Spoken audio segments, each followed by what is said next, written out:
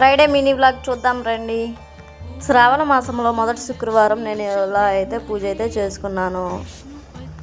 తప్పో ఒప్పో నాకు తెలిసిన కాడికైతే చేశాను. నాకు చెప్పేవారు దగ్గరలో ఎవరు లేరు కదా, అందుకని నేను ఇలా అయితే చేసుకున్నాను. దేవుడి గుడికి ఎడమ పక్కన మాకు పోలేరమ్మ వారిని అయితే పెట్టుకొని పూజిస్తారు.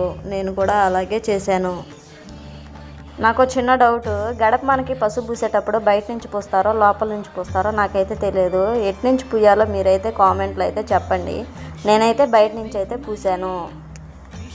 బయట నుంచి పూసిన తర్వాత కుంకుమతోటి బొట్లు అయితే పెట్టాను. ముగ్గుతో ఇలా మా పిల్లలు చెడిపేస్తారని, అందుకని ఓన్లీ కుంకుమ బొట్లు అయితేనే పెట్టాను. అమ్మవారికి ప్రసాదంగా ఏమీ వండల, అందుకని బత్తాకాయ అరటి పండ్లు అయితే పెట్టాను. పోలేరమ్మ దగ్గర అమ్మవార్ల దగ్గర అయితే పెట్టాను. ఇవాళ మన ఫ్రైడే మినీ వ్లాగ్ ఇలా అయితే కంప్లీట్ అయితే చేశాను. మా వాడు నేను ఇద్దరం కలిసి పూజ అయితే చేసాము. మా అమ్మాయిని స్కూల్కి అయితే పంపించేసా. మా వాడు దేవుణ్ణి బాగా మొక్కేస్తున్నాడు. మరి ఏం మొక్కుతున్నాడో మనకైతే తెలియదు. గోయిందా అని అయితే అంటాడు.